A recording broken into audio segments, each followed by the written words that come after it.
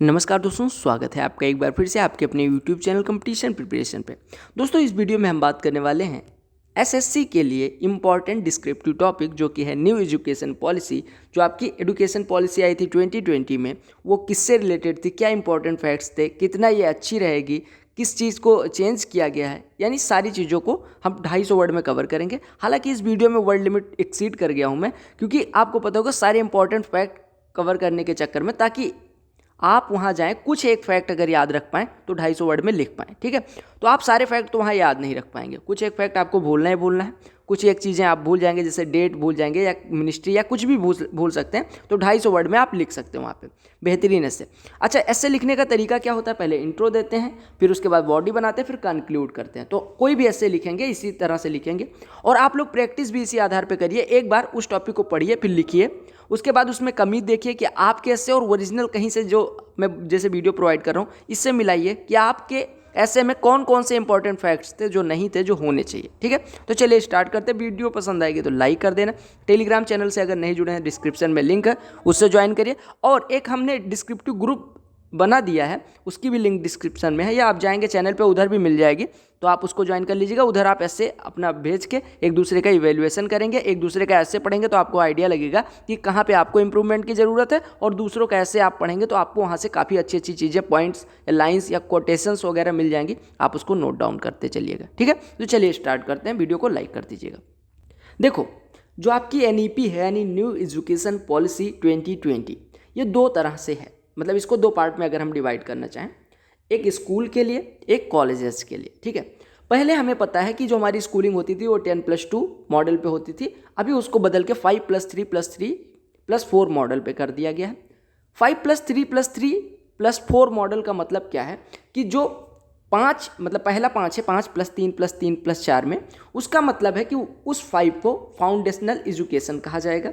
जो अगला 3 है उसको प्रिपरेटरी एजुकेशन कहा जाएगा, अगला 3 है उसे मिडिल, और अगला 4 जो है वो सेकेंडरी स्कूलिंग के अंतर्गत आएगा। ठीक है, ये आपको मतलब फैक्ट समझा रहा हूँ, उसके बाद हम कैसे लिखेंगे उस पर भी बात करेंगे। मल्टी स्ट्रीम का मतलब ये हुआ कि आप बहुत सारी फ्लेक्सिबिलिटी है आपके अंदर, आप कोई सी स्ट्रीम चूज कर सकते हैं स्कूल में ही। डाइल्यूटेड बोर्ड्स का मतलब हो गया कि जो आपका बोर्ड एग्जाम है उसको मॉड्यूलर बना दिया गया है, वो सब्जेक्टिव और ऑब्जेक्ट दोनों तरह का हो जाएगा, और एक साल में 2 बार आप से मतलब बोर्ड एग्जाम करवाया जा सकता है। मल्टीलैंग्वेज का मतलब है कि आपको यहाँ पे देखिएगा, पढ़ेंगे अगर तो 3 language policy to continue with preference for local language medium of instruction till class 8, यानी कि आपको लोकल लैंग्वेज यहाँ, यानी कि जहाँ बच्चा पढ़ रहा है वहाँ की एक लैंग्वेज पढ़ना मस्ट कर दिया गया। ठीक है, बैगलेस डेज मतलब हो गया कि 10 दिन साल में बच्चों को ऐसा दिया जाएगा जिस दिन वो इंटर्नशिप टाइप का काम कर सकते हैं, यानी कि 10 दिन उनको बैग लेके स्कूल नहीं जाना है। ये हो गया स्कूल्स के लिए। अगर हम कॉलेजेस के लिए बात करें तो आपको कॉलेज टेस्ट करवाने के लिए एनईटी मतलब एनटीए बनाई गई है, यानी नेशनल टेस्टिंग एजेंसी, जो आपका कॉमन एंट्रेंस लेगी एक साल में 2 बार। जैसे एसएससी होती थी, आईबीपीएस होती थी, इस तरह को मर्ज करके एक एनटीए यानी नेशनल टेस्टिंग एजेंसी बना दी गई है। ठीक है, 4 ईयर्स बैचलर प्रोग्राम कर दिया गया है, यानी कि आपका जो बैचलर पहले 3 साल का होता था उसे 4 साल का कर दिया गया है। ठीक है, आपसे कहा गया नो एफिलिएशन, यानी कि over next 15 years colleges will be given graded autonomy to give degrees affiliations with universities to end so deemed university status, यानी कि आपका जो मतलब एफिलिएशन होता था कि आप जैसे किसी कॉलेज से पढ़ते थे तो डिग्री आपकी यूनिवर्सिटी से मिलती थी, तो अब कॉलेज ही डिग्री दे सकता है। फ्री कैप, यानी कि कैप फी जो था, सॉरी फी कैप है, फ्री कैप नहीं, फी कैप जो है ये मतलब हायर लर्निंग के लिए आपको कुछ दी जाती है, फी कैप यानी रोकड़ा थमाया जाता है।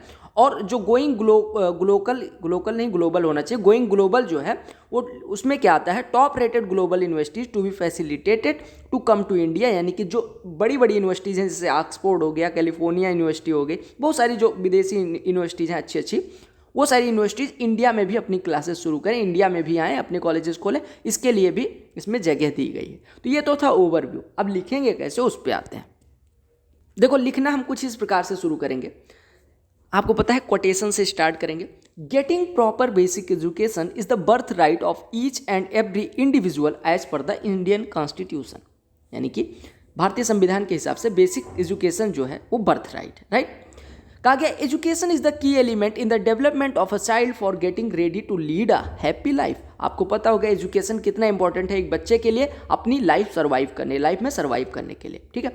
कहा गया to transform the Indian education system to meet the needs of 21st century the NEP 2020 after 1986 was announced on July 29, 2020 by the Ministry of human resource development, जो कि अब मिनिस्ट्री ऑफ एजुकेशन के नाम से जानी जाएगी। कहा गया कि आप देखो पढ़ाई कर लेते हो और उसके बाद स्किल आपके अंदर डेवलप नहीं होती, तो यानी 21st सेंचुरी में आपकी डिग्री आपको नौकरी या रोजगार नहीं प्रदान कर पाएगी, आपको स्किलफुल होना पड़ेगा। उसके लिए उसी को ध्यान में रखते हुए हमने जो हमारी एजुकेशन सिस्टम थी उसको रिफॉर्म किया और न्यू एजुकेशन पॉलिसी किस डेट में आई?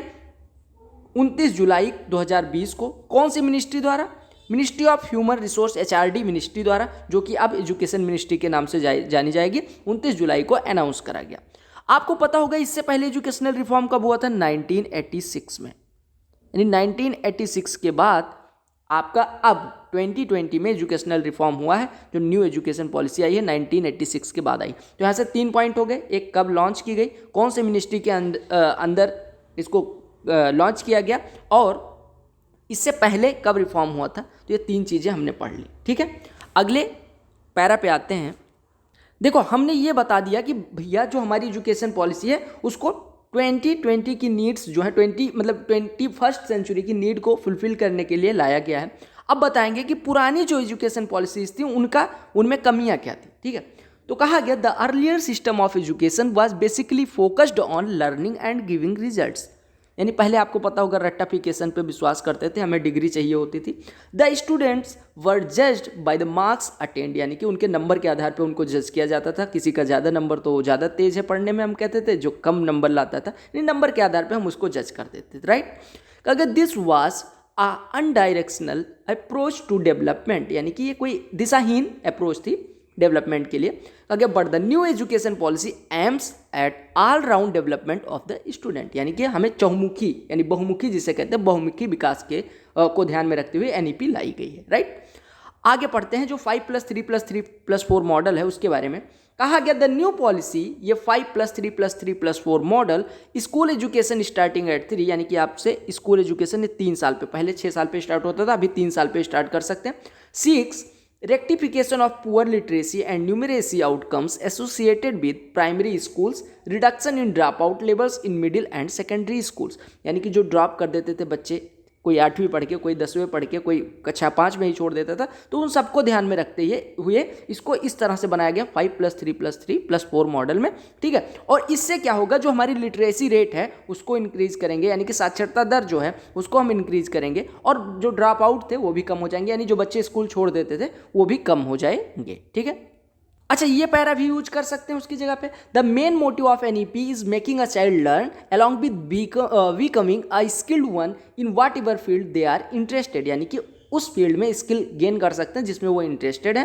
The learners are to be provided with integrated learning, यानी having the knowledge of every discipline, यानी कि इंटीग्रेटेड लर्निंग मतलब उनको सारी चीज़ों का नॉलेज हो, मतलब एक ऐसा नॉलेज, एक डायरेक्शनल नॉलेज हो जिसमें उन्हें हर चीज़ों के बारे में पता हो, ठीक है। क्योंकि the same is applicable in higher education too, यानी कि ना केवल स्कूल में बट हायर एजुकेशन में भी सेम चीज़ फॉलो किया जाएगा। क्योंकि the new education policy also less emphasis on the reformation of teachers education and training processes, यानी कि अब आपको पता है मतलब जैसे पहले टीचर पढ़ाते थे उस तरह से तो आप पढ़ा नहीं पाएंगे, अब उनको भी अच्छे से ट्रेन करना पड़ेगा, उनकी एजुकेशन भी मतलब इसमें इंक्लूड करी गई कि उनको किस तरह से एडुकेट करें, उनको ट्रेनिंग किस तरह से दें, ये सारी चीज़ें इसमें इंक्लूडेड हैं, ठीक है।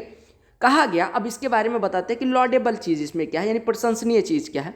कहा कि the laudable aspect of the scheme is the introduction of vocational courses with an internship. आपको इंटर्नशिप वाली सबसे इंपॉर्टेंट यानी सबसे अट्रैक्टिंग चीज़ है इंटर्नशिप वाला, जो 10 दिन विदाउट वैग जाना है बच्चों को, ठीक है।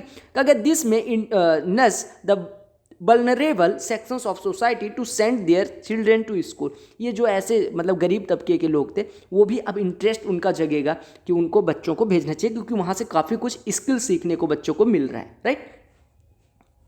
अब हमने सारी चीज़ें इसके बारे में बता दी, ये भी बता दी कि किस तरह से लॉडेबल है, किस तरह से प्रशंसनीय है। अब इसको बताएंगे कि इसके अंदर कमियां भी कुछ होंगी, क्योंकि कोई भी ऐसे लिखते हैं हम बायस्ड होकर नहीं लिखेंगे, हमें उसके अंदर की कमियां भी लिखनी होती हैं और उसको कैसे सुधारें वो भी लिखा जाएगा, ठीक है। फिर कंक्लूड करेंगे। तो बॉडी ही चल रही है अभी। कहा गया the implementation of the language that is teaching up to 5th grade to be continued in the regional languages is the utmost problem। यानी सबसे बड़ी प्रॉब्लम ये है कि जैसे मान लो कि कहीं एक तमिलनाडु में एक बच्चा पढ़ रहा है, ठीक है, अब उसे तमिल में ही पढ़ना पड़ेगा 5th ग्रेड तक। ये बहुत थोड़ा सा चैलेंजिंग चीज़ होगी, राइट। कहा गया the child will be taught in regional language and therefore will have less approach towards the English language which is required after completing 5th grade. यानी कि जब रीजनल लैंग्वेज में पढ़ोगे, आप क्षेत्रीय भाषा में पढ़ोगे, तो उसके बाद 5th के बाद आपको इंग्लिश पढ़ना पड़ेगा, तो हो सकता है बच्चों को प्रॉब्लम हो, पहली चीज़। दूसरी चीज़, subjected to structural learning might increase the burden on kids. यानी कि जो छोटे स्मॉल माइंड्स हैं, यानी कि लिटिल माइंड्स, छोटे नौनिहाल जो हैं, उन पे स्ट्रक्चरल लर्निंग का बोझ हो सकता है थोड़ा, ठीक है। तो हो सकता है उनको थोड़ा बोझ लगे, उन पे भाई छोटे कम दिमाग होता है बच्चों में, छोटे छोटे बच्चों में, तो उन पे प्रेशर ज़्यादा पड़ेगा, राइट। तो हमारा बॉडी यहाँ पे कंप्लीट होता है। अब हम स्टार्ट करेंगे कंक्लूजन पार्ट। बॉडी में हमने क्या क्या लिखा, इसका क्या मतलब है, क्यों लाया गया, इससे हमारी क्या चीज़ें बदलेंगी, क्या अच्छी चीज़ें होंगी, इससे लूप होल्स क्या होंगे, यानी कि कमियां क्या होंगी, सारी चीज़ें बता दी। अब आते हैं जो सबसे इंपॉर्टेंट पार्ट होता है, इंट्रोडक्शन के बराबर ही हम कह सकते हैं इंपॉर्टेंट होता है, वो होता है कंक्लूजन पार्ट। यानी आपको कंक्लूजन कैसे लिखना है वो समझेंगे। तो हमने क्या लिखा, as it aims at making the education system holistic flexible. देखो सबसे ज़्यादा इंपॉर्टेंट है कि हमने एजुकेशन सिस्टम को कैसा बना दिया, हॉलिस्टिक बना दिया, फ्लेक्सिबल बना दिया। देखो फ्लेक्सिबल मतलब हमने कोई एक ऐसा नहीं रखा कि बस डिग्री लाओ और उसी आधार पे हम आपको जज कर देंगे, हम स्किलफुल बनाना चाहते हैं आपको, ठीक है। The NEP is good policy. NEP हमने बताया कि भैया जैसे इसको हमने सबसे ज़्यादा इंपॉर्टेंट यहाँ पे जो वर्ड है वो है फ्लेक्सिबल। हमने इतना फ्लेक्सिबल बना दिया तो इससे क्या होगा कि स्किल जब डेवलप हो जाएगी बच्चों में, तो वो हम ऐसा नहीं कह पाएंगे जैसे अभी तक कहते आ रहे हैं कि हमारी जो एजुकेशन सिस्टम है वो जॉब प्रोवाइडिंग नहीं है, हम वहाँ से काफ़ी कुछ स्किल सीख के अपनी जॉब वगैरह कर सकते हैं, राइट। कहा गया the intent of policy seems to be ideal in many ways but it is the implementation where lies the key to success. यानी कि जो एनईपी आई है वो सारी चीज़ें वैसे पॉलिसी जो है वो आइडियल दिखती है, बढ़िया बहुत अच्छी दिख रही है, लेकिन सबसे इंपॉर्टेंट पार्ट होगा इम्प्लीमेंटेशन इसका किस आधार पे होता है, वहीं पे ये कितनी सक्सेस होगी, कितनी क्या कहते हैं सफल होगी, वो कहाँ पे डिपेंड करता है, कहाँ किस पे डिपेंड करता है, हम कहेंगे इम्प्लीमेंटेशन पे। यानी इसको हम कितने अच्छे से इम्प्लीमेंट कर पाएंगे उस पर डिपेंड करता है। तो ये आपके कुछ इंपॉर्टेंट फैक्ट्स भी हो गए, ठीक है, जहाँ पे हमने सारी चीज़ें कवर करी। इंट्रो लिखा, इसके बारे में बताया कब लॉन्च हुई थी, ठीक है, किस जुलाई को लॉन्च हुई थी, ये आपको डेट कमेंट में बताना है अभी के अभी, ये जिससे डेट याद हो जाए। किस मिनिस्ट्री के अंदर आई, एचआरडी मिनिस्ट्री का अब न्यू नाम कब कर दिया गया, इससे पहले कब चेंज हुआ था न्यू एजुकेशन पॉलिसी में, और हमें इसके कुछ प्रॉस एंड कॉन्स भी पता चले,